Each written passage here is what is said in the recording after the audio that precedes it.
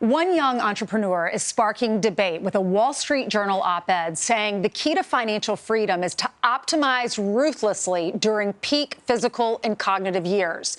22-year-old Emil Barr says ditching work-life balance entirely in college paid off. The Miami University alum spent less than 4 hours sleeping and more than 12 hours on his business. Now he has two companies valued at more than $20 million.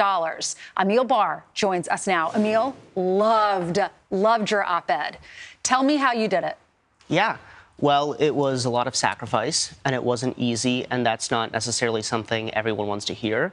But the truth is, to have extraordinary achievements, I think you have to make extraordinary sacrifices. All right, so what was your motivation behind this? I saw folks like Elon, that slept on factory floors to build Tesla, and like people like Kobe Bryant, that trained at 4 a.m. even on the off season. Yeah. And so I made those same decisions to grow my business. And what kind of reaction are you getting online? It's been very ranged. You have a lot of people sort of commenting publicly on social media. I like to call them corporate Karens that maybe are a little bit frustrated that their early 20s, they weren't able to reach financial freedom.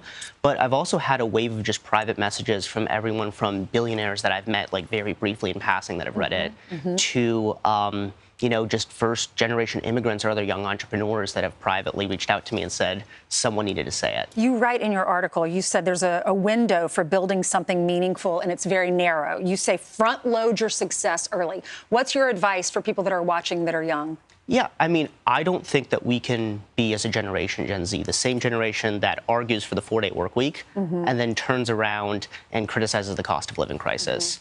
We live in the richest country in the world with the highest ever historical income per capita.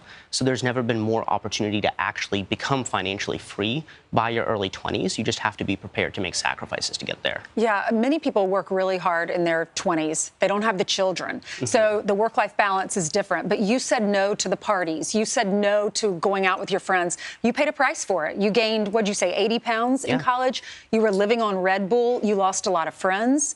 Was it worth it? I think it was, but I also think it was extremely hard, and people don't tell you that going in. Yeah. I didn't see family for weeks. I had to miss out on holidays because the business couldn't do it. Did they understand?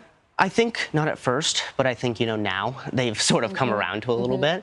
But yeah, it's extremely difficult. And I wouldn't necessarily wish the type of physical, in addition to the mental health sort of pain, on anyone that didn't want to do it willingly. But there is sort of a light at the end of the tunnel, so to speak. Did you grow up with a lot of struggles? Is that why you were motivated to work really hard and make some money? I think I never felt like I fit in Ohio. And so Step Up Social was my first company, and we hit $1 million in revenue in our first couple of months doing business. What was that like when you saw the paycheck? I don't think it made a difference because we were so hell-bent on becoming this sort of large company that we were taking on even larger levels of debt and outside investment. So honestly, it was just stressful because it seemed that we always had more loans and more investor recalls than we had money in the account. Well, we'll be following your career. You're going places. You're going to continue to go places. You've already made it. Thank you so much. It's a great article. It's in the Wall Street Journal if anyone wants to watch it, to read it. Thank you. God bless. All right.